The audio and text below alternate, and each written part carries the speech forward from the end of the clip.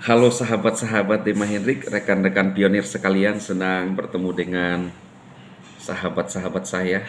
Wah, saya lihat ini ada baju sedikit terangkat, tidak seimbang ya. Jadi kalau tidak seimbang rasanya nggak enak ya.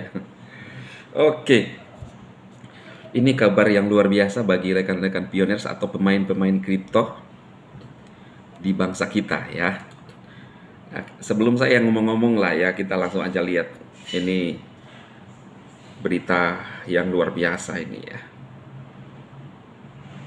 Yang dari sebelah ya nggak usah lihat lah nanti, atau kepo ya. Pasti kepo dong ya. Ini berita luar biasa. Ini membuat saya benar-benar luar biasa. Kenapa? Karena kadang-kadang kita kayak gregetan dengan apa yang terjadi dengan sistem kripto kita di Indonesia kan. Nah ini sekarang wow, luar biasa. Sekali dengan adanya pengesahan RUU P2SK atau rancangan Kasih mundur. ya meledaknya pasar kripto yang begitu cepat membuat pemerintah mau nggak mau segera memperlakukan aturan yang mengawasi dan Iya, melindungi investor. mau tidak mau harus. Pemerintah dan DPR sendiri akhirnya sudah sepakat untuk mengatur aset keuangan digital termasuk aset kripto di dalam sebuah rancangan undang-undang. Lalu RUU apa yang akan menjadi payung regulasi kripto di Indonesia? Bagaimana sebenarnya transaksi kripto dan historisnya selama ini? Dan yang perlu kita amati juga tentang keputusan berinvestasi di kripto ini, sebenarnya kontroversi-kontroversi apa sih yang masih membayangi investasi kripto tidak hanya di Indonesia namun juga di global. Kita akan bahas lengkapnya di Dulu Haram, kini kripto menjadi legal. Betul sekali dengan adanya pengesahan RUU P2SK atau rancangan undang-undang tentang sektor keuangan resmi jadi undang-undang tepat kemarin di Kamis 15 Desember. Kripto sekarang sudah tidak lagi haram karena sudah ada regulasi yang memayunginya di negara kita di Indonesia. Pemerintah dan DPR bilang alasan dari adanya regulasi ini adalah karena sektor keuangan Indonesia menghadapi tantangan dari munculnya instrumen keuangan yang kompleks dan berisiko tinggi seperti kripto ini. Iya, Nah, ketentuan aturan transaksi kripto ini semuanya diatur di dalam bab 16 ya, tentang inovasi teknologi sektor keuangan atau ITSK. Nah, dengar itu yang dari sebelah sudah diatur ya. Ada payung hukumnya sekarang sesuai dengan berita ini. Jadi jangan salahkan saya. Dengar berita ini ya. Kalau enggak, kita udah ya. Sekarang kripto yang mendominasi. Lihat nih. Dan pengaturan serta pengawasan aset kripto via OJK nantinya akan dibawa Kepala Eksekutif Pengawas ITSK, Aset Keuangan Digital dan Aset Kripto. Ini sejalan dengan adanya rencana 2 penambahan susunan Dewan Komisioner di OJK sendiri. Nah, lingkup aturannya nanti ke depannya untuk kripto ini mencakup apa saja? Pertama adalah mengenai sistem pembayaran, penghimpunan modal, selanjutnya adalah pengelolaan investasi aset kripto, pengelolaan risiko aset kripto, penyaluran dana, dan aktivitas terkait aset keuangan digital kripto. Semuanya ini dipayungi di bawah RUU PPSK bab 16 tentang ITSK. Nah, selanjutnya kita tentunya kan pasti penasaran nih, sebesar apa sih transaksi dan cuannya kripto yang sampai membuat kaget-kaget otoritas dan regulator sistem keuangan di Indonesia? Jawabannya luar biasa. Kaget-kaget kan otoritas jasa keuangan Indonesia dengan adanya kripto? Nggak tahu selama ini. Besar. Dan gak hanya itu, luar biasa cepat juga pertumbuhannya. Oh iya dong. Menko Sri Mulyani sampai berkata bahwa fenomena ini disebut crypto boom. Iya, pasti dong ya. Crypto boom. Bang Dema saja mining gratisan bisa real itu ya. Real jadi Indodax. Sampai kapan kita mau jadi orang konservatif? Saya suka dengan aturan yang ada di Amerika ya.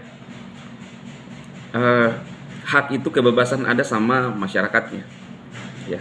Jadi kalau kita kan tidak, seolah-olah hati-hati ya, sampai diatur supaya nggak dirugikan. Padahal setiap kita kan punya keputusan sendiri. Kita analisa, kita pelajari sendiri. Ya kalau kita rugi, masa mau nyalakan orang lain? Itu kan namanya orang sinting-sinting lah ya, bahasa saya gitu ya.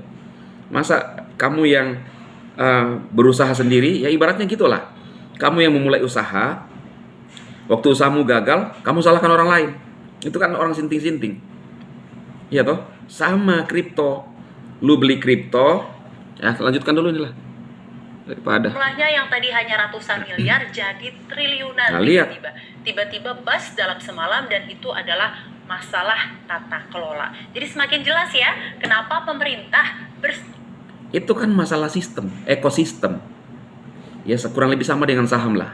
Ya kan, tapi ini lebih kepada koin-koin. Nah, dulu saya diceritakan oleh seorang teman, udah dulu ya, nanti ketemu lagi sama ini Mbak cantik nih. Saya diceritakan oleh seorang teman. Saat itu dia lagi pingin bergabung di Ditok ya, Ditok yang saya promosi sekarang. Karena maksudnya saya review dari channel saya.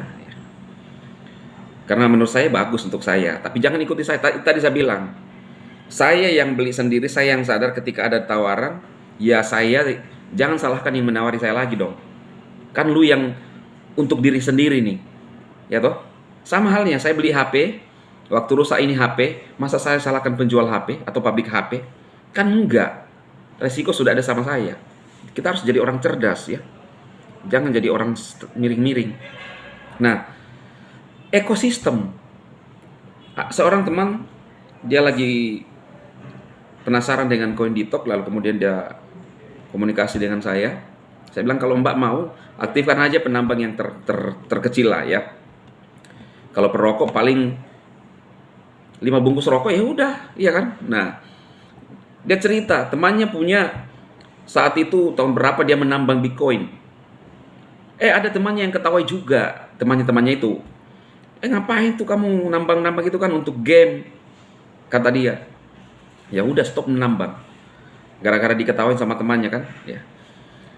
Nah, waktu Bitcoin naik 3 juta harganya per satu koin, dia belilah 2 koin. Dan dipelihara itu koin. Tahun 2017 kalau nggak salah, tahun berapa? 1 Bitcoin harganya 250 juta. Saya mau tanya, dari 1 juta, dari 3 juta ke 250 juta berapa ribu kali lipat?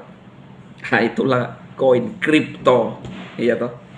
Jadi kalau kita memiliki koin, kita pelihara, kita nggak tahu koin yang kita miliki satu saat jadi besar karena masalah ekosistem. Tapi ingat, jangan rewel-rewel. Lu beli koin sendiri, lu salahkan orang lain. Ada teman yang bertanya di Ditok, gimana nih Ditok ini, regulasinya seperti apa? Ya saya belum lihat video ini. Dikelola di mana? Ini bukan seperti yang dikelola Indra Kents dan Doni Salmanan. Tahu nggak, saya juga sempat mengaku Doni Salmanan loh, mengaku adminnya Doni Salmanan. Jadi mereka siapkan flat keuntungan. Kamu kasih uangmu segini, nanti kamu dapat ini flat loh. Ya, itu pola-pola investasi bodong seperti itu teman-teman. Termasuk juga di Net 89, ngeri juga tuh Net 89. Saya juga kena, ya toh. Tapi apakah saya reol-reol dan ini? Enggak, sadar sendiri. Ya kan, kita jadi pintar-pintar. Makanya saya sekarang tidak mau harus meminimalisir. Saya pingin ya memanfaatkan aplikasi, bukan saya dimanfaatkan aplikasi. Saya udah untung di beberapa aplikasi yang saya tidak harus membayar, ya toh. Jadi itu supaya kita cerdas, bukan cerdas menakut-nakuti orang. Bagaimana caranya? Yang harusnya kita lakukan adalah, ya nggak apa-apa, coba saja, tetapi hati-hati. Jangan terlalu gegabah. Semua dana, ya, uang makan, uang biaya sekolah anak diinvestasikan semua. Itu uang dingin istilahnya, ya. Uang dingin itu ya, kalau pengertiannya itu, ini kan kata-kata ilustrasi semua. Uang dingin itu artinya tidak terpakai, ya, bukan didinginkan di AC, ya. Tapi uang panas itu yang memang dipakai, ya. Misalnya untuk keperluan dapur, untuk makan, ya, untuk rokok itu uang sangat panas. Karena memang rokok panas kan. Oke ya teman-teman, itu saja cukup. Semoga informasi ini luar biasa ya. Apa tadi? Masih ingat gak ini berita kripto? Kata si wanita ini legal di Indonesia. Bukan saya ngomong ya, dengar aja beritanya. Karena biasanya orang di sebelah itu ngintip-ngintip ya, beramai-ramai, berombong-rombongan, kemudian asal komen. Ya peduli amat ya kan. Kita yang mining, lu pusing sok-sok khawatir sama kita, padahal lu nggak pernah peduli sama kita. Aduh, ini katanya cerdas, tapi ini kamuflase. Jadi sok-sok baik menutupi tuh semua selubung-selubung tuh dengan tampilan wajah yang bagus, tetapi dalamnya dipertanyakan. Salam sukses bagi pionir. Jedar, jedar, jedar. Jangan lupa share video Bang Dema. 1,8 juta pioners dan ditokers, FCCers, klik subscribe Bang Dema. Subscribe Bang Dema. Faktor tua jadi nggak jelas ngomongnya ya. Oke teman-teman, salam kebaikan bagi Anda semua.